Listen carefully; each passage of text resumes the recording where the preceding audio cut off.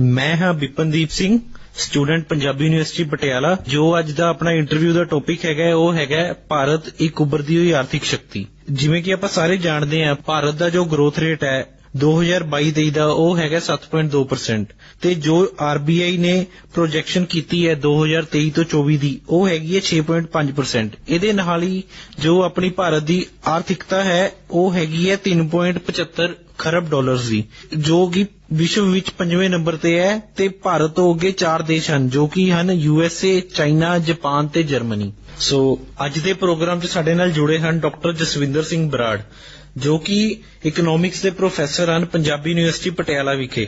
Doctor Brar ਸਾਹਿਬ, ਤੁਹਾਡਾ ਬਹੁਤ-ਬਹੁਤ ਸਵਾਗਤ ਹੈ। ਪ੍ਰੋਗਰਾਮ ਦੀ ਸ਼ੁਰੂਆਤ ਵਿੱਚ ਅਸੀਂ ਤੁਹਾਡੇ ਤੋਂ ਜਾਣਨਾ ਚਾਹਾਂਗੇ, ਜਿਵੇਂ ਕਿ ਆਪਾਂ ਨੂੰ ਪਤਾ ਹੈ ਆਪਣੇ ਇੰਡੀਆ ਦਾ ਜੋ ਪ੍ਰੈਜ਼ੈਂਟ ਗਰੋਥ ਰੇਟ ਹੈ 2022 to 23 ਦਾ ਉਹ ਆਇਆ 7.2% ਤੇ ਸਰ ਜੋ ਆਪਣੀ ਇੰਡੀਆ ਦੀ ਪ੍ਰੈਜ਼ੈਂਟ ਇਕਨੋਮੀ ਹੈਗੀ ਹੈ ਉਹ ਹੈਗੀ ਹੈ 3.75 ਖਰਬ ਡਾਲਰਸ। ਤੇ ਸਰ ਇਸ ਬਾਰੇ ਤੁਹਾਡੀ ਕੀ ਰਾਏ ਹੈ ਬਈ ਆਪਣੀ ਇੰਡੀਆ ਦੀ ਆਰਥਿਕ ਸਥਿਤੀ ਕੀ ਹੈ ਪ੍ਰੈਜ਼ੈਂਟ ਸਮੇਂ 'ਚ? ਸੋ ਦੇਖੋ, ਇਸ ਸਮੇਂ ਜੋ ਭਾਰਤ ਦੀ ਅਰਥ ਵਿਵਸਥਾ ਹੈ ਉਹ ਹਰ ਲਿਹਾਜ਼ ਨਾਲ ਬਹੁਤ ਅੱਛੀ ਇੱਕ ਮਜ਼ਬੂਤ ਅਰਥ ਵਿਵਸਥਾ ਹੈ ਤੇ ਹਰ ਪੱਖ ਤੋਂ ਬਿਲਕੁਲ ਮਜ਼ਬੂਤੀ ਨਾਲ ਕਦਮ ਲੈ ਰਹੀ ਆ।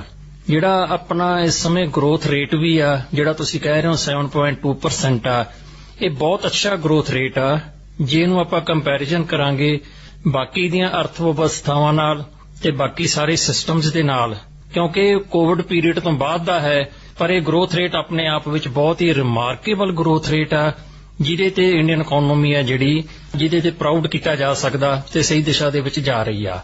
ਇਸ ਕਿਸਮ ਦੇ ਗਰੋਥ ਰੇਟ ਨਾਲ ਆਪਣਾ ਸੰਸਾਰ ਅਰਥ ਵਿਵਸਥਾ ਦੇ ਵਿੱਚ ਪੋਜੀਸ਼ਨ ਹੋਰ ਮਜ਼ਬੂਤ ਹੋਵੇਗੀ ਤੇ ਇਹ ਮੈਂ ਤੁਹਾਨੂੰ ਦੱਸ ਦੇਣਾ ਚਾਹੁੰਦਾ ਕਿ ਇਹ ਗਰੋਥ ਰੇਟ ਆ ਜਿਹੜਾ ਆਪਾਂ 21st ਸੈਂਚਰੀ ਦੇ ਵਿੱਚ ਲਗਾਤਾਰ ਮੇਨਟੇਨ ਕਰਦੇ ਆ ਰਹੇ ਹਾਂ।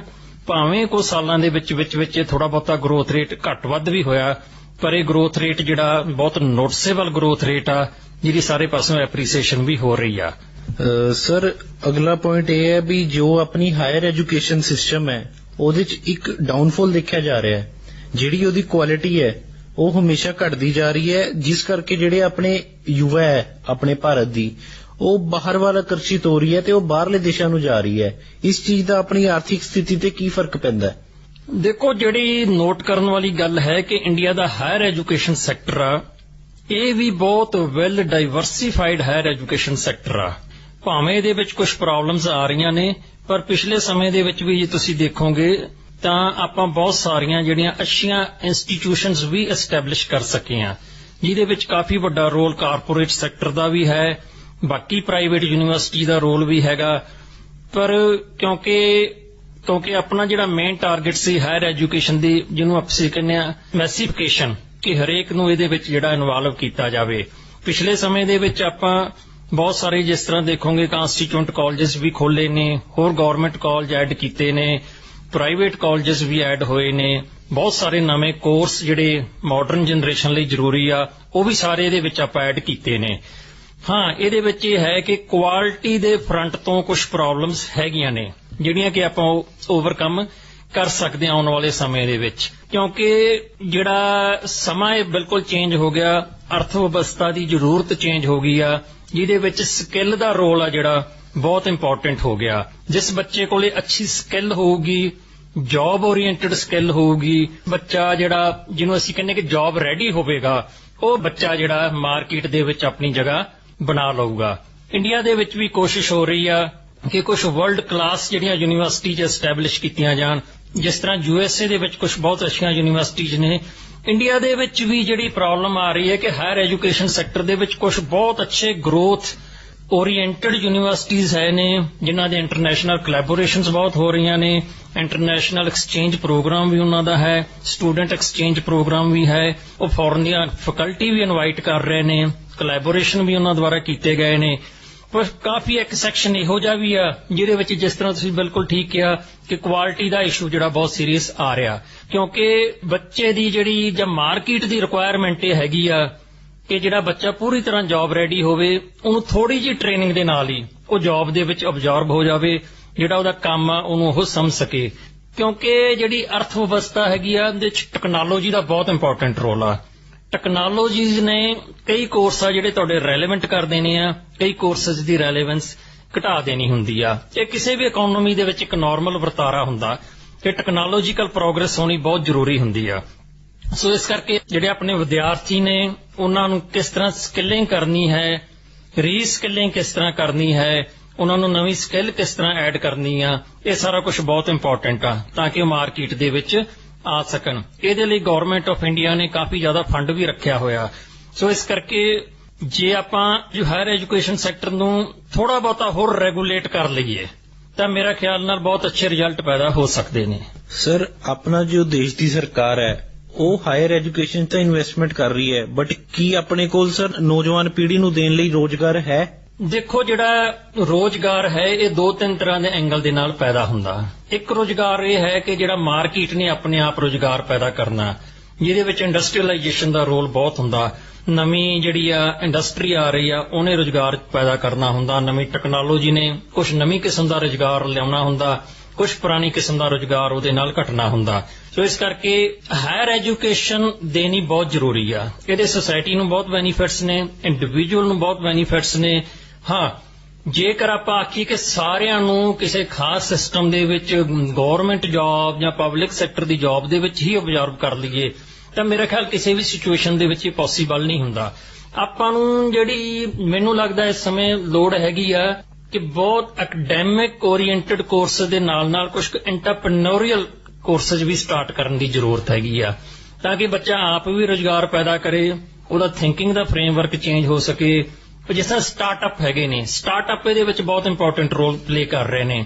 ਸੋ ਜੇ ਆਪਾਂ ਬੱਚਿਆਂ ਨੂੰ ਥੋੜੀ ਬਹੁਤੀ ਸੀਡ ਕੈਪੀਟਲ ਪ੍ਰੋਵਾਈਡ ਕਰ ਦਈਏ, ਹੋਰ ਉਹ ਐਕਸਪੈਰੀਮੈਂਟੇਸ਼ਨ ਦੇ ਵੱਲ ਜਾਣ, ਤਾਂ ਮੈਨੂੰ ਲੱਗਦਾ ਰੁਜ਼ਗਾਰ ਦੀ ਪ੍ਰੋਬਲਮ ਨੂੰ ਆਪਾਂ ਕਾਫੀ ਹੱਦ ਤੱਕ ਸਾਲਵ ਕਰ ਸਕਦੇ ਹਾਂ। ਪਰ ਜੇਕਰ ਇਹ ਜਿਹੜਾ ਟਾਸਕ ਆ ਐਮਪਲਾਇਮੈਂਟ ਜਨਰੇਸ਼ਨ ਦਾ, ਇੱਕ ਉਹ ਸੈਕਸ਼ਨ ਹੈ ਕਿ ਜਿਹਦੇ ਕੋਲੇ ਸਕਿੱਲ ਨਹੀਂ ਹੈ, ਉਹਦੇ ਲਈ ਕਿਸ ਤਰ੍ਹਾਂ ਦਾ ਰੁਜ਼ਗਾਰ ਚਾਹੀਦਾ, ਸੈਮੀ ਸਕਿਲਡ ਲਈ ਕਿਸ ਤਰ੍ਹਾਂ ਦਾ ਰੁਜ਼ਗਾਰ ਕਰਨਾ, ਟੈਕਨੀਕਲੀ ਸਕਿਲਡ ਆ, ਪ੍ਰੋਫੈਸ਼ਨਲੀ ਸਕਿਲਡ ਆ, ਬਹੁਤ ਹੀ ਹਾਇਰ ਲੈਵਲ ਤੇ ਸਕਿਲਡ ਜਿਹੜੀ ਪਾਪੂਲੇਸ਼ਨ ਹੈਗੀ ਆ ਉਹਨੂੰ ਇਹਦੇ ਵਿੱਚ ਆਪਾਂ ਕਿਸ ਤਰ੍ਹਾਂ ਅਬਜ਼ੌਰਬ ਕਰਨਾ। ਸੋ ਉਹਦੇ ਲਈ ਆਪਾਂ ਨੂੰ ਡਿਫਰੈਂਟ ਸਟ੍ਰੈਟਜੀਜ਼ ਤੇ ਵਰਕਆਊਟ ਕਰਨਾ ਪੈਣਾ। ਮੇਰੇ ਖਿਆਲ ਦੇਸ਼ ਕਾਫੀ ਹੱਦ ਤੱਕ ਇਹਦੇ ਲਈ ਕਰ ਵੀ ਰਿਹਾ ਹੈ। ਸਰ, ਆਪਣੀ ਜੋ ਭਾਰਤ ਦੀ ਆਰਥਿਕ ਵਿਵਸਥਾ ਹੈ ਉਹ ਇਸ ਟਾਈਮ ਵਿਸ਼ਵ 'ਚ 5ਵੇਂ ਨੰਬਰ ਤੇ ਹੈ ਤੇ ਸਰ ਆਪਣੀ ਸਰਕਾਰ ਦਾ ਦਾਅਵਾ ਹੈ ਕਿ ਆਉਣ ਵਾਲੇ 5 ਸਾਲਾਂ 'ਚ ਉਹ 3ਰੇ ਨੰਬਰ ਤੱਕ ਹੋ ਜਾਏਗੀ। ਕੀ ਸਰ ਇਹ ਮੁਮਕਿਨ ਹੈਗਾ? ਦੇਖੋ, ਇਸ ਸਮੇਂ ਇੰਡੀਆ ਦੀ ਜਿਹੜੀ ਇਕਨੋਮੀ ਹੈ ਉਹਦਾ ਵਰਲਡ ਦੇ ਵਿੱਚ weight ਬਹੁਤ ਜ਼ਿਆਦਾ ਹੈ। ਆਪਾਂ 5ਵੇਂ ਲੈਵਲ ਤੱਕ ਪਹੁੰਚ ਗਏ ਹਾਂ।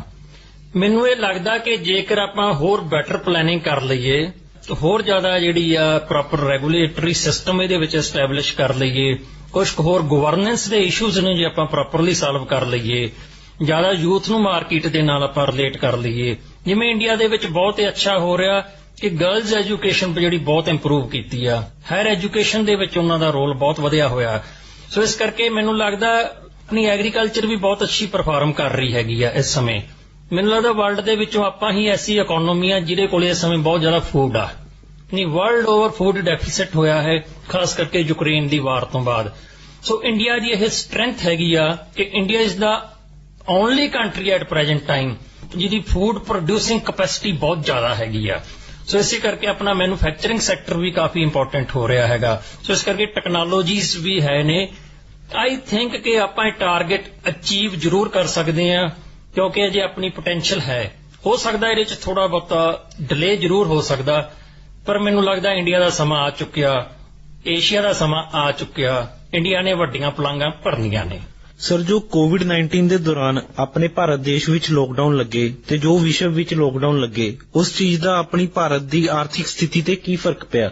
ਕੋਰੋਨਾ ਜਿਹੜਾ ਸੀ ਇਹਨੇ ਬਹੁਤ ਵੱਡੀ ਇੱਕ ਸੈਟਬੈਕ ਜ਼ਰੂਰ ਹੈ।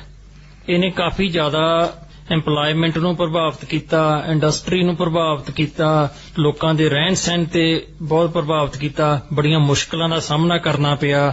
ਇਹ ਵੀ ਐਸਟੀਮੇਟ ਆਏ ਸੀ ਕਿ ਕੋਰੋਨਾ ਪੀਰੀਅਡ ਦੇ ਵਿੱਚ ਲੋਕਾਂ ਦਾ ਰੁਜ਼ਗਾਰ ਚਲਾ ਗਿਆ ਸੀ, ਰੁਜ਼ਗਾਰ ਜਾਣ ਦੇ ਨਾਲ ਗਰੀਬੀ ਦੇ ਲੈਵਲ ਵਿੱਚ ਵੀ ਵਾਧਾ ਹੋਇਆ ਸੀ। ਪਰ ਜਿਹੜਾ ਇਹ ਹੈ ਕਿ ਹੁਣ ਵਾਲੇ ਜਿਹੜੇ ਐਸਟੀਮੇਟ ਆ ਰਹੇ ਨੇ ਇਹ ਐਸਟੀਮੇਟ ਕੋਵਿਡ ਤੋਂ ਬਾਅਦ ਦੇ ਨੇ। ਸੋ ਇਸ ਕਰਕੇ ਇਹ ਜਿਹੜੇ ਸਹੀ ਸਿਚੁਏਸ਼ਨ ਨੂੰ ਬਿਆਨ ਕਰ ਰਹੇ ਨੇ। ਕੋਵਿਡ ਦਾ ਪ੍ਰਭਾਵ ਬਹੁਤ ਜ਼ਿਆਦਾ ਬੁਰਾ ਸੀ, ਪਰ ਦੇਸ਼ ਦੀ ਇਕਨੋਮੀ ਦੇ ਵਿੱਚ ਜਿਹਨੂੰ ਅਸੀਂ ਕਹਿੰਦੇ ਖਾਸ ਕਿਸਮ ਦੀ ਰੈਜ਼ਿਲੀਅੰਸ ਜਾਂ ਲਚਕਤਾ ਪੈਦਾ ਹੋ ਗਈ ਆ, ਜਿਹਨੇ ਉਹ ਸਾਰੇ ਕਾਸੇ ਨੂੰ ਮੈਨੇਜ ਵੀ ਕੀਤਾ। ਸੋ ਇਸ ਕਰਕੇ ਕੋਵਿਡ ਤੋਂ ਆਪਾਂ ਕਾਫੀ ਸਕਸੈਸਫੁਲੀ ਵੀ ਬਾਹਰ ਨਿਕਲੇ ਆ, ਜਿਹੜਾ ਕਿ ਬਾਕੀ ਹੋਰ ਦੇਸ਼ਾਂ ਦੇ ਮੁਕਾਬਲੇ 'ਚ। ਇਸੇ ਕਰਕੇ ਭਾਰਤ ਦੀ ਇਕਨੋਮੀ ਬਾਰੇ ਬਹੁਤ ਵਾਰੀ ਇਹ ਵੀ ਕਹਿ ਦਿੰਦੇ ਆ ਕਿ ਰਿਸੈਸ਼ਨ ਪ੍ਰੂਫ ਇਕਨੋਮੀ ਆ, ਕਿਉਂਕਿ ਇਹਦਾ ਬੇਸ ਅਜੇ ਵੀ ਬੜਾ ਸਟਰੋਂਗ ਆ। ਸਰ, ਆਪਣਾ ਜੋ ਪ੍ਰੀ ਬ੍ਰਿਟਿਸ਼ ਟਾਈਮ ਸੀ ਉਹਦੇ 'ਚ ਭਾਰਤ ਦਾ ਜੋ ਟ੍ਰੇਡ ਸ਼ੇਅਰ ਸੀ ਉਹ 25% ਦੇ ਕਰੀਬ ਸੀ, ਤੇ ਸਰ ਜੋ ਅੱਜ ਟ੍ਰੇਡ ਸ਼ੇਅਰ ਹੈ ਉਹ ਹੈਗਾ 4.4%। ਇਸ ਨੂੰ ਕਿਵੇਂ ਵਧਾਇਆ ਜਾ ਸਕਦਾ?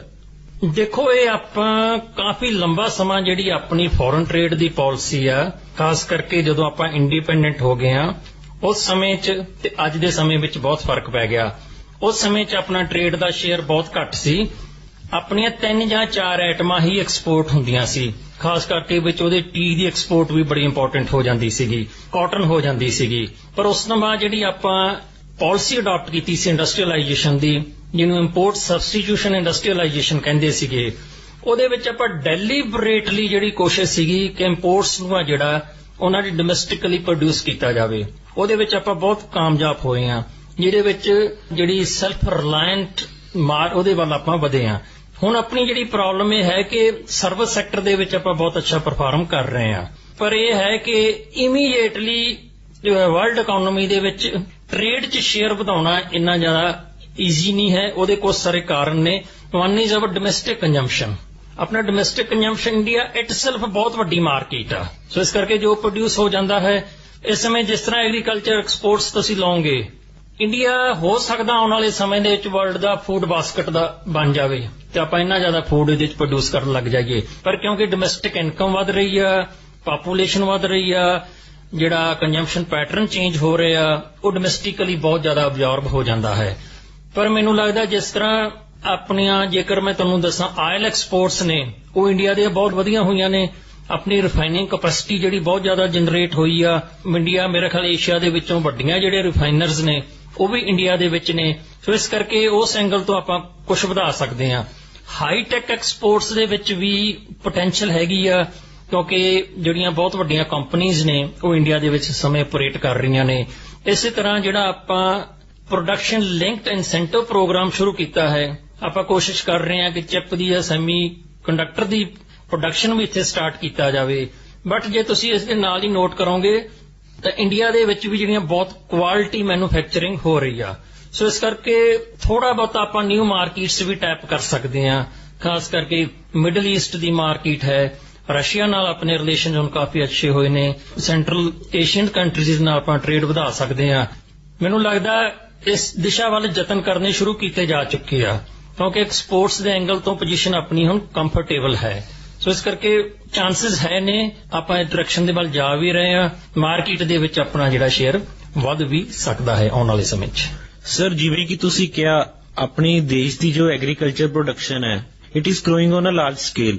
ਪਰ ਸਰ, ਕੀ ਸਾਨੂੰ ਆਪਣੀ ਪ੍ਰੋਡਕਸ਼ਨ ਦਾ ਸਹੀ ਮੁੱਲ ਮਿਲਦਾ ਹੈ? ਦੇਖੋ, ਇਹਦੇ ਵਿੱਚ ਇਸ਼ੂ ਹੈ ਕਿ ਸਹੀ ਮੁੱਲ ਜੇਕਰ ਆਪਾਂ ਸੋਚਦੇ ਹਾਂ ਕਿਸਾਨ ਦੇ ਐਂਗਲ ਤੋਂ, ਫਾਰਮਰ ਦੇ ਐਂਗਲ ਤੋਂ, ਤਾਂ ਉਹਨੂੰ ਲੈ ਕੇ ਜ਼ਰੂਰ ਉਹਦੇ ਵਿੱਚ ਪ੍ਰੋਬਲਮ ਚੱਲ ਰਹੀ ਆ। ਕਿਉਂਕਿ ਬਹੁਤ ਸਾਰੀਆਂ ਕਮੇਟੀਜ਼ ਨੇ ਰეკਮੈਂਡ ਕੀਤਾ ਕਿ ਫਾਰਮਰਸ ਨੂੰ ਉਹਨਾਂ ਦੀ ਪ੍ਰੋਡਿਊਸ ਦਾ ਸਹੀ ਮੁੱਲ ਨਹੀਂ ਮਿਲ ਰਿਹਾ, ਉਹਦਾ ਮੁੱਲ ਜਿਹੜਾ ਵਧਾਉਣ ਦੀ ਲੋੜ ਆ। ਇਹਦੇ ਵਿੱਚ ਸਵਾਮੀਨਾਥਨ ਰਿਪੋਰਟ ਵੀ ਸੀ, ਹੋਰ ਬਹੁਤ ਸਾਰੀਆਂ ਰਿਪੋਰਟਾਂ ਵੀ ਆਈਆਂ ਸੀਗੀਆਂ। ਕਿਉਂਕਿ ਜਿਹੜੀਆਂ ਬਹੁਤ ਸਾਰੀਆਂ ਸਟੱਡੀਜ਼ ਇਹ ਕਹਿ ਰਹੀਆਂ ਕਿ ਜਿੰਨਾ ਇਕੱਲੇ ਐਗਰੀਕਲਚਰ ਜਾਂ ਕ੍ਰੌਪਸ ਦੀ ਸਮੱਸਿਆ ਹੀ ਨਹੀਂ, ਇਹ ਫਰੂਟਸ ਦੇ ਵਿੱਚ ਵੀ ਪ੍ਰੋਬਲਮ ਆ, ਵੈਜੀਟੇਬਲਸ ਦੇ ਵਿੱਚ ਵੀ ਪ੍ਰੋਬਲਮ ਆ। ਇਹਨਾਂ ਦੀ ਪ੍ਰੋਡਕਟਸ ਦੀ ਨੇਚਰ ਇਸ ਤਰ੍ਹਾਂ ਦੀ ਹੈ ਕਿ ਬਹੁਤ ਜ਼ਿਆਦਾ ਪੈਰੀਸ਼ੇਬਲ ਹੁੰਦੀਆਂ ਨੇ, ਇਹਨਾਂ ਨੂੰ ਸਟੋਰੇਜ ਕਰਨਾ ਜਿਹੜਾ ਡਿਫਿਕਲਟ ਹੋ ਜਾਂਦਾ ਹੈਗਾ। ਸੋ ਇਸ ਕਰਕੇ ਜਦੋਂ ਇਹ ਸਰਪਲਸ ਪ੍ਰੋਡਕਸ਼ਨ ਹੋ ਜਾਂਦਾ ਤਾਂ ਇਹਨਾਂ ਦਾ ਪ੍ਰਾਈਸ ਜਿਹੜਾ ਫਾਲ ਕਰ ਜਾਂਦਾ। ਸੋ ਇਸ ਕਰਕੇ ਇਹਦੇ ਲਈ ਕੋਈ ਆਪਾਂ ਨੂੰ ਆਲਟਰਨੇਟਿਵ ਸਟ੍ਰੈਟਜੀਜ਼ ਵਰਕਆਊਟ ਕਰਨੀਆਂ ਪੈਣਗੀਆਂ। ਫਿਰ ਵੀ ਆਪਾਂ ਜੇਕਰ ਤੁਸੀਂ ਦੇਖੋਗੇ ਤਾਂ ਜਿਸ ਤਰ੍ਹਾਂ ਮਿਲਕ ਦਾ ਪ੍ਰੋਡਕਸ਼ਨ ਹੈ, ਉਹਦੇ ਵਿੱਚ ਮਿਲਕ ਪ੍ਰਾਈਸਿਸ ਕਾਫੀ ਸਟੇਬਲ ਕੀਤਾ ਹੋਇਆ, ਜਿਹਦੇ ਵਿੱਚ ਕੋਆਪਰੇਟਿਵ ਸੈਕਟਰ ਦਾ ਜਿਹੜਾ ਬਹੁਤ ਵੱਡਾ ਰੋਲ ਹੈਗਾ। ਨਹੀਂ ਅਦਰਵਾਈਜ਼ ਤੁਸੀਂ ਦੇਖਦੇ ਸੀ ਮਿਲਕ ਦਾ ਪ੍ਰਾਈਸ ਬਹੁਤ ਫਲਕਚੁਏਟ ਕਰ ਜਾਂਦਾ ਸੀਗਾ। ਹੁਣ ਉਹਦੇ ਵਿੱਚ ਕਾਫੀ ਸਟੇਬਿਲਿਟੀ ਪਿਛਲੇ ਸਾਲਾਂ ਦੇ ਵਿੱਚ ਆਈ ਆ। ਇਸੇ ਤਰ੍ਹਾਂ ਇਹਦੇ ਲਈ ਆਪਾਂ ਨੂੰ ਸਿਰਫ ਤੇ ਸਿਰਫ ਜਿਹੜਾ ਪ੍ਰੋਸੈਸਿੰਗ 'ਚ ਬਹੁਤ ਜ਼ਿਆਦਾ ਇਨਵੈਸਟ ਕਰਨ ਦੀ ਲੋੜ ਪਊਗੀ। ਬੈਟਰ ਮਾਰਕੀਟਿੰਗ ਚੈਨਲਸ ਡਿਵੈਲਪ ਕਰਨੇ ਪੈਣਗੇ। ਹੋ ਸਕਦਾ ਐਕਸਪੋਰਟਸ ਮਾਰਕੀਟ ਵੀ ਟੈਪ ਕਰਨੀਆਂ ਪੈਣ, ਗਵਰਨਮੈਂਟ ਨੂੰ ਮਾਰਕੀਟਸ ਨੂੰ ਰੈਗੂਲੇਟ ਕਰਨਾ ਪੈਣਾ, ਸਟੋਰੇਜ ਕੈਪੈਸਿਟੀ ਡਿਵੈਲਪ ਕਰਨੀ ਪੈਣੀ ਆ। ਫਿਰ ਫਾਰਮਰ ਨੂੰ ਜਾਂ ਪ੍ਰਾਇਮਰੀ ਪ੍ਰੋਡਿਊਸਰ ਨੂੰ ਪ੍ਰਾਈਸ ਜਿਹੜਾ ਬੈਟਰ ਮਿਲਣ ਦੇ ਚਾਂਸਸ ਦੇ ਨੇ। ਸੋ ਇਸ ਕਰਕੇ ਇਹ ਡਿਫਿਕਲਟ ਟਾਸਕ ਜ਼ਰੂਰ ਆ, ਪਰ ਬਿਲਕੁਲ ਇੰਪੋਸੀਬਲ ਨਹੀਂ ਹੈਗਾ। ਸੋ ਫਾਰਮਰਸ ਨੂੰ ਬੈਟਰ ਪ੍ਰਾਈਸ ਇੰਸ਼ੋਰ ਕੀਤਾ ਜਾ ਸਕਦਾ ਥਰੂ ਰੈਗੂਲੇਟਡ ਮਾਰਕੀਟਸ। ਸਰ, ਇਹੋ ਜਿਹੀਆਂ ਕਿਹੜੀਆਂ ਰੁਕਾਵਟਾਂ ਨੇ ਜੋ ਭਾਰਤ ਨੂੰ ਇਕਨੋਮਿਕ ਸੁਪਰ ਪਾਵਰ ਬਣਨ ਤੋਂ ਰੋਕ ਰਹੀਆਂ ਨੇ? ਮੈਨੂੰ ਲੱਗਦਾ ਦੇਖੋ, ਜਿਹੜੇ ਇੰਟਰਨੈਸ਼ਨਲ ਰਿਲੇਸ਼ਨਸ ਨੇ ਜਾਂ ਇੰਟਰਨੈਸ਼ਨਲ ਇਕਨੋਮਿਕ ਸਿਸਟਮ ਆ, ਉਹਦਾ ਇੱਕ ਆਪਣਾ ਲੌਜਿਕ ਹੈ। ਉਹਦੇ ਵਿੱਚ ਤੁਹਾਨੂੰ ਜੇਕਰ ਤੁਸੀਂ ਆਪਣੀ ਪੋਜੀਸ਼ਨ ਇੰਪਰੂਵ ਕਰਨੀ ਆ ਤਾਂ ਉਹਦੇ ਲਈ ਤੁਹਾਨੂੰ ਬਹੁਤ ਹੀ ਸਟ੍ਰੈਟੇਜਿਕ ਥਿੰਕਿੰਗ ਦੀ ਜ਼ਰੂਰਤ ਹੁੰਦੀ ਆ। ਉਹਦੇ ਵਿੱਚ ਤੁਹਾਨੂੰ ਪਹਿਲਾਂ ਆਪਣਾ ਇਕਨੋਮਿਕ ਵੇਟ ਵਧਾਉਣਾ ਪੈਂਦਾ, ਜਿਸ ਤਰ੍ਹਾਂ ਚਾਈਨਾ ਨੇ ਕੀਤਾ। ਚਾਈਨਾ ਲੰਬੇ ਸਮੇਂ ਤੋਂ ਉਹਨੇ ਆਪਣੀ ਇਕਨੋਮੀ ਇੰਨੀ ਜ਼ਿਆਦਾ ਬਿਲਡ ਅਪ ਕਰ ਲਈ, ਤਾਂ ਹੁਣ ਉਹਨੇ ਆਪਣੀ ਉਸੇ ਹਿਸਾਬ ਦੇ ਨਾਲ ਹੀ ਜਿਹੜੀ ਇੰਟਰਨੈਸ਼ਨਲੀ ਵੇਟ ਵਧਾ ਰਿਹਾ, ਪੋਲੀਟੀਕਲ ਪਾਵਰ 'ਚ ਜਿਹੜਾ ਪਾਰਟੀਸਿਪੇਸ਼ਨ ਕਰ ਰਿਹਾ ਹੈ, ਡਿਫੈਂਸ ਦੇ ਵਿੱਚ ਪਾਰਟੀਸਿਪੇਟ ਕਰ ਰਿਹਾ ਹੈ। ਇਸੇ ਤਰ੍ਹਾਂ ਅਦਰਵਾਈਜ਼ ਇਹ ਨਹੀਂ ਪੋਸੀਬਲ ਹੈਗਾ ਕਿ ਬਹੁਤ ਸਾਰੇ ਦੇਸ਼ ਰਲ ਕੇ ਤੁਹਾਨੂੰ ਅੱਗੇ ਲੈ ਜਾਣਗੇ। ਤੁਹਾਨੂੰ ਆਪਣੀ ਇੰਟਰਨਲ ਕੈਪੈਸਿਟੀ ਐਨਹਾਂਸ ਕਰਨੀ ਪੈਂਦੀ ਆ, ਜਿਹਦੇ ਵਿੱਚ ਤੁਸੀਂ ਡੋਮੈਸਟਿਕ ਲੈਵਲ ਤੇ ਗਵਰਨੈਂਸ ਠੀਕ ਕਰੋਗੇ, ਜਿਹਦੇ ਵਿੱਚ ਤੁਸੀਂ ਇਕਨੋਮੀ ਨੂੰ ਸਟਰੋਂਗ ਕਰੋਗੇ, ਜਿਹੜੀਆਂ ਲੋਕਲ ਪ੍ਰੋਬਲਮਸ ਨੇ ਉਹਨਾਂ ਨੂੰ ਮੈਨੇਜ ਕਰੋਗੇ, ਤਾਂ ਦੈਨ ਤੁਸੀਂ ਇੱਕ ਕੈਪੇਬਲ ਹੋ ਜਾਂਦੇ ਹੋ। ਜੇਕਰ ਤੁਸੀਂ ਡੋਮੈਸਟਿਕ ਪ੍ਰੋਬਲਮ 'ਚ ਉਲਝੇ ਰਹਿੰਦੇ ਹੋ, ਕਈ ਵਾਰੀ ਆਪਾਂ ਨੂੰ ਲੱਗਦਾ ਕਿ ਇੰਟਰਨੈਸ਼ਨਲ ਫੈਕਟਰ ਬਹੁਤ ਜ਼ਿਆਦਾ ਸਟਰੋਂਗ ਨੇ, ਬਟ ਬਹੁਤ ਵਾਰੀ ਆਪਣਾ ਜਿਹੜਾ ਡੋਮੈਸਟਿਕ ਕੌਨਫਲਿਕਟ ਹੁੰਦਾ ਹੈ ਉਹ ਤੁਹਾਨੂੰ ਇਸ ਚੀਜ਼ ਨੂੰ ਰੋਕੀ ਰੱਖਦਾ ਹੈਗਾ। ਸੋ ਇਸ ਕਰਕੇ ਜੇਕਰ ਤੁਸੀਂ ਬੈਟਰ ਵਿਜ਼ਨਰੀ ਹੋ, ਬੈਟਰ ਰਿਸੋਰਸਿਸ ਦੀ ਪਲੈਨਿੰਗ ਕਰਦੇ ਹੋ, ਤਾਂ ਮੈਨੂੰ ਲੱਗਦਾ over the period of time, ਕਿਉਂਕਿ ਹਮੇਸ਼ਾ ਇਸੇ ਤਰ੍ਹਾਂ ਨਹੀਂ ਰਹਿੰਦਾ। ਕਿਸੇ ਸਮੇਂ ਬ੍ਰਿਟਨ ਸੁਪਰ ਪਾਵਰ ਸੀ, ਫਿਰ USA ਸੁਪਰ ਪਾਵਰ ਲੰਬਾ ਸਮਾਂ ਰਿਹਾ, ਫਿਰ ਜਿਹੜੀ ਆਪਾਂ ਕਹਿੰਦੇ ਸੀ ਕਿ USA ਗਲੋਬਲ ਹੈਜਮੌਨ ਆ, ਉਹ ਸਾਰਾ ਕੁਝ ਡਿਸਾਈਡ ਕਰਦਾ। ਉਹ ਸਿਚੁਏਸ਼ਨ ਉਹਦੀ ਰਿਲੇਟਿਵਲੀ ਡਿਕਲਾਈਨ ਕਰ ਗਈ ਆ, ਯੂਨੀਪੋਲਰ ਦੀ ਬਜਾਏ ਮਲਟੀਪੋਲਰ ਵਰਲਡ ਆ ਗਿਆ। ਸੋ ਇਸ ਕਰਕੇ ਇਹਦੀਆਂ ਪੋਸੀਬਿਲਿਟੀਜ਼ ਹੈ ਨੇ। ਹੁਣ ਵੀ ਆਪਾਂ ਜਿਹੜਾ ਕਾਫੀ ਲੰਬਾ ਸਮਾਂ ਆਪਾਂ ਨੂੰ USSR ਦੀ ਸਪੋਰਟ ਰਹੀ ਆ, ਉਹਦੇ ਨਾਲ ਆਪਾਂ ਜਿਹੜਾ ਆਪਣਾ ਵੇਟ ਜਿਹੜਾ ਇੰਟਰਨੈਸ਼ਨਲੀ ਵਧਾ ਕੇ ਰੱਖਿਆ ਹੈ। ਸੋ ਇਸ ਕਰਕੇ ਫੈਕਟਰਸ ਜ਼ਰੂਰ ਨੇ, ਬਟ ਓਵਰਕਮ ਕੀਤੇ ਜਾ ਸਕਦੇ ਨੇ ਤੇ ਆਪਾਂ ਕਰ ਵੀ ਰਹੇ ਹਾਂ। ਕਿਉਂਕਿ ਜੇ ਤੁਸੀਂ ਦੇਖੋਗੇ, ਜਦੋਂ ਦਾ ਯੂਕਰੇਨ ਕ੍ਰਾਈਸਿਸ ਸ਼ੁਰੂ ਹੋਇਆ ਤਾਂ ਇੰਡੀਆ ਨੇ ਇੰਟਰਨੈਸ਼ਨਲ ਅਫੇਅਰਸ ਦੇ ਵਿੱਚ ਆਪਣੀ ਇੱਕ ਇੰਡੀਪੈਂਡੈਂਟ ਪੋਜੀਸ਼ਨ ਰੱਖੀ ਆ, ਜਿਹੜੀ ਕਿ ਹੋ ਸਕਦਾ ਬਹੁਤ ਸਾਰੀਆਂ ਪਾਵਰਸ ਨੂੰ ਐਕਸੈਪਟੇਬਲ ਨਹੀਂ ਹੈ, ਪਰ ਆਪਾਂ ਕਿਸੇ ਦੇ ਨਾਲ ਵੀ ਓਪਨਲੀ ਅਲਾਈਨ ਨਹੀਂ ਕਰ ਰਹੇ। ਇਹ ਕਿਉਂ ਹੋ ਰਿਹਾ? ਕਿਉਂਕਿ ਆਪਣੇ ਕੋਲੇ ਡੋਮੈਸਟਿਕ ਕੈਪੈਸਿਟੀ ਇਸ ਸਮੇਂ ਹੈ, ਇਕਨੋਮੀ ਆਪਣੀ ਸਟਰੋਂਗ ਆ, ਫੂਡ ਆਪਣੇ ਕੋਲੇ ਹੈ, ਫਿਊਲ ਹੈ, ਟੈਕਨੋਲੋਜੀਜ਼ ਹੈ ਨੇ, ਕਾਫੀ ਜ਼ਿਆਦਾ ਇੰਡੀਪੈਂਡੈਂਟ ਇਕਨੋਮੀ ਹੋ ਗਈ, ਜਿਹੜੀ ਕਿ ਆਪਣੀ ਪੋਜੀਸ਼ਨ 60s ਤੇ 70s ਦੇ ਵਿੱਚ ਨਹੀਂ ਸੀਗੀ। ਉਦੋਂ ਆਪਾਂ ਨੂੰ ਬਹੁਤ ਜ਼ਿਆਦਾ ਬਾਹਰੋਂ ਡਿਕਟੇਟ ਕੀਤਾ ਜਾ ਰਿਹਾ ਸੀਗਾ, ਖਾਸ ਕਰਕੇ ਫੂਡ ਦੇ ਫਰੰਟ ਤੋਂ। ਹੁਣ ਪੋਜੀਸ਼ਨ ਆਪਣੀ ਕਾਫੀ ਬੈਟਰ ਆ ਤੇ ਆਪਾਂ ਇੰਡੀਪੈਂਡੈਂਟ ਸਟਾਂਸ ਵੀ ਮੇਨਟੇਨ ਕਰ ਰਹੇ ਹਾਂ ਬਹੁਤ ਸਾਰੇ ਇੰਟਰਨੈਸ਼ਨਲ ਫੋਰਮ ਤੇ। ਕੀ ਸਰ ਬਾਹਰਲੇ ਦੇਸ਼ਾਂ ਨਾਲ ਵਪਾਰਕ ਸੰਬੰਧ ਚੰਗੇ ਬਣਾ ਕੇ ਵਪਾਰ ਵਿੱਚ ਵਾਧਾ ਕੀਤਾ ਜਾ ਸਕਦਾ, ਜਿਵੇਂ ਪਾਕਿਸਤਾਨ ਚੀਨ ਨਾਲ? ਹਾਂ, ਬਿਲਕੁਲ ਵਾਧਾ ਕੀਤਾ ਜਾ ਸਕਦਾ। ਇਹਦੇ ਤੋਂ ਬਿਨਾਂ ਵਾਧਾ ਕਰਨਾ ਸੰਭਵ ਹੀ ਨਹੀਂ ਹੈ। ਤੁਹਾਨੂੰ 2-3 ਤਰ੍ਹਾਂ ਦਾ ਫਰੇਮਵਰਕ ਅਵੇਲੇਬਲ ਹੋ ਜਾਂਦਾ ਹੈ। ਇੱਕ ਹੈ ਜਿਸ ਤਰ੍ਹਾਂ at present WTO the framework ਆ, ਜਿਹਦੇ ਵਿੱਚ ਗਲੋਬਲ ਰੂਲ ਨੇ, ਗੇਮ ਦੇ ਰੂਲ ਨੇ, ਤੁਸੀਂ ਉਹਨੂੰ ਫਾਲੋ ਕਰਦੇ ਹੋ। ਦੂਸਰਾ ਇੱਕ ਮੈਥਡ ਸੀ, ਤੁਸੀਂ ਕੋਈ ਬਾਈਲੇਟਰਲ ਟ੍ਰੀਟੀਜ਼ ਕਰ ਲੈਂਦੇ ਹੋ, ਟ੍ਰੇਡ ਐਗਰੀਮੈਂਟਸ ਕਰਦੇ ਹੋ, ਕੋਈ ਕਰੰਸੀ ਐਗਰੀਮੈਂਟਸ ਕਰਦੇ ਹੋ। ਜਿਸ ਤਰ੍ਹਾਂ ਇੰਡੀਆ ਨੇ ਕਾਫੀ ਕੋਸ਼ਿਸ਼ ਕੀਤੀ ਆ, ਇਹ ਉਹਦੇ ਥਰੂ ਵੀ ਤੁਸੀਂ ਟ੍ਰੇਡ ਆਪਣਾ ਵਧਾ ਸਕਦੇ ਹੋ। ਇੰਡੀਆ ਦੇ ਲਈ ਬਹੁਤ ਜ਼ਿਆਦਾ ਪੋਟੈਂਸ਼ੀਅਲ ਹੈ। ਸਮਹਾਉ ਆਪਾਂ ਆਪਣੇ ਰਿਲੇਸ਼ਨਸ ਪਾਕਿਸਤਾਨ ਸਾਈਡ ਵਗੈਰਾ ਨਾਲ ਬੈਟਰ ਕਰ ਲਈਏ ਤਾਂ ਮੈਨੂੰ ਲੱਗਦਾ ਪੂਰੀ ਸੈਂਟਰਲ ਏਸ਼ੀਆ ਤੱਕ ਦੀ ਮਾਰਕੀਟ ਆਪਾਂ ਨੂੰ ਮਿਲ ਸਕਦੀ ਆ। ਸੋ ਇਸ ਕਰਕੇ ਟ੍ਰੇਡ ਵਧਾਉਣ ਲਈ ਟ੍ਰੇਡ ਐਗਰੀਮੈਂਟਸ ਬਹੁਤ ਜ਼ਰੂਰੀ ਨੇ, ਨਾਲ ਕਰੰਸੀ ਐਗਰੀਮੈਂਟਸ ਜ਼ਰੂਰੀ ਨੇ, ਪ੍ਰੋਪਰ ਪੇਮੈਂਟ ਸਿਸਟਮ ਜ਼ਰੂਰੀ ਹੈ, ਤੁਹਾਡੇ ਕੋਲੇ ਕੁਆਲਿਟੀ ਪ੍ਰੋਡਕਟ ਵੀ ਹੋਣੀ ਚਾਹੀਦੀ ਆ, ਤੁਹਾਡੀਆਂ ਕੰਪਨੀਆਂ ਵੀ ਵੱਡੀਆਂ ਹੋਣੀਆਂ ਚਾਹੀਦੀਆਂ। ਇੰਡੀਆ ਨੂੰ ਵੀ ਆਪਣੀਆਂ ਵੱਡੀਆਂ ਕੰਪਨੀਆਂ ਪੈਦਾ ਕਰਨੀਆਂ ਪੈਣਗੀਆਂ, ਜਿਹੜੀਆਂ ਆਪਾਂ ਕਰ ਰਹੇ ਹਾਂ, ਜਿਹਦੇ ਨਾਲ ਉਹ ਫੋਰਨ ਟ੍ਰੇਡ ਨੂੰ ਕਾਫੀ ਮੈਨੇਜ ਕਰ ਲੈਂਦੀਆਂ ਨੇ। ਸਰ, ਤੁਸੀਂ ਕੁਝ ਸੋਲੂਸ਼ਨ ਦੇਣੇ ਚਾਹੋਗੇ ਜਿਹਦੇ ਨਾਲ ਜੋ ਆਪਣੀ ਭਾਰਤ ਹੈ ਉਹ ਇੱਕ ਵੱਡੀ ਆਰਥਿਕ ਸ਼ਕਤੀ ਬਣ ਜੇ? ਹਾਂਜੀ ਹਾਂ, ਬਿਲਕੁਲ। ਭਾਰਤ ਪਹਿਲੀ ਗੱਲ ਤਾਂ ਇਹ ਹੈ ਕਿ ਵੱਡੀ ਆਰਥਿਕ ਸ਼ਕਤੀ ਬਣਨ ਵੱਲ ਕਾਫੀ ਸਟੈਪ ਲੈ ਚੁੱਕਿਆ ਹੈ। ਜੇ ਸਮਹਾਉ ਆਪਾਂ ਆਪਣੇ ਨੇਬਰਹੁੱਡ ਦੇ ਵਿੱਚ ਆਪਣੇ ਰਿਲੇਸ਼ਨਸ ਬੈਟਰ ਕਰ ਲਈਏ ਤਾਂ ਇਹਦੇ ਨਾਲ ਆਪਾਂ ਗਲੋਬਲੀ ਹੋਰ ਅੱਗੇ ਤੁਰ ਸਕਦੇ ਹਾਂ। ਖਾਸ ਕਰਕੇ ਆਪਣਾ ਜਿਹੜਾ ਬਾਰਡਰ ਤੇ ਟੈਨਸ਼ਨਸ ਨੇ, ਚਾਈਨਾ ਨਾਲ ਹੈ ਜਾਂ ਪਾਕਿਸਤਾਨ ਨਾਲ ਹੈ, ਇਹਨੂੰ ਕਿਸੇ ਨਾ ਕਿਸੇ ਫਰੇਮਵਰਕ ਦੇ ਵਿੱਚ ਜੇ ਆਪਾਂ ਮੈਨੇਜ ਕਰ ਲਈਏ, ਮਤਲਬ ਇਹ ਕਿਹਾ ਜਾਂਦਾ ਕਿ ਜੇ ਤੁਹਾਡੇ ਨੇਬਰਹੁੱਡ ਦੇ ਵਿੱਚ ਪੀਸ ਆ ਤਾਂ ਤੁਸੀਂ ਗਲੋਬਲੀ ਬਹੁਤ ਅੱਗੇ ਚੱਲ ਸਕਦੇ ਹੋ। ਜੇ ਨੇਬਰਹੁੱਡ ਦੇ ਵਿੱਚ ਉਲਝੇ ਹੋਏ ਹੋ, ਕਿਸੇ ਨੇਬਰਹੁੱਡ ਦੇ ਕਨਫਲਿਕਟ 'ਚ ਹੀ ਪਏ ਹੋ, ਇਹ ਕਿਸੇ ਦੇਸ਼ ਤੇ ਵੀ ਲਾਗੂ ਹੁੰਦਾ, ਕਿਸੇ ਪਰਿਵਾਰ ਤੇ ਵੀ ਲਾਗੂ ਹੁੰਦਾ, ਕਿਸੇ ਸਟੇਟ ਤੇ ਵੀ ਲਾਗੂ ਹੁੰਦਾ। ਜੇਕਰ ਤੁਸੀਂ ਨੇਬਰਹੁੱਡ 'ਚ ਉਲਝ ਰਹੇ ਹੋ ਤਾਂ ਫਿਰ ਤੁਸੀਂ ਗਲੋਬਲੀ ਅੱਗੇ ਨਹੀਂ ਤੁਰ ਸਕਦੇ। ਸੋ ਇਸ ਕਰਕੇ ਮੈਨੂੰ ਲੱਗਦਾ ਕਿ ਆਪਾਂ ਜੇ ਨੇਬਰਹੁੱਡ ਦੇ ਨਾਲ ਕਿਸੇ ਨਾ ਕਿਸੇ ਤਰ੍ਹਾਂ ਕਿਸੇ ਪਲੇਟਫਾਰਮ ਦੇ ਵਿੱਚ ਆਪਣੇ ਰਿਲੇਸ਼ਨਸ ਬੈਟਰ ਕਰ ਲਈਏ, ਐਟ ਲੀਸਟ ਉਹਨਾਂ ਕੋ ਵਰਕੇਬਲ ਰਿਲੇਸ਼ਨਸ ਡਿਵੈਲਪ ਕਰ ਲਈਏ, ਤਾਂ ਮੈਨੂੰ ਲੱਗਦਾ ਆਪਾਂ ਗਲੋਬਲੀ ਬਹੁਤ ਜ਼ਿਆਦਾ ਸਟੈਪ ਇਹਦੇ 'ਚ ਲੈ ਸਕਦੇ ਹਾਂ। ਸੋ ਬਰਾੜ ਸਾਹਿਬ, ਬਹੁਤ-ਬਹੁਤ ਧੰਨਵਾਦ ਅੱਜ ਦੇ ਪ੍ਰੋਗਰਾਮ ਵਿੱਚ ਸਾਡੇ ਨਾਲ ਸ਼ਾਮਿਲ ਹੋਣ ਲਈ। ਉਮੀਦ ਹੈ ਜੋ ਸਾਡਾ ਪ੍ਰੋਗਰਾਮ ਸੁਣਨਗੇ ਉਹ ਇਸ ਤੋਂ ਬਹੁਤ-ਬਹੁਤ ਲਾਹਾ ਲੈਣਗੇ। ਧੰਨਵਾਦ ਬਰਾੜ ਸਾਹਿਬ। ਤੁਹਾਡਾ ਵੀ ਬਹੁਤ ਧੰਨਵਾਦ। Thank you very much.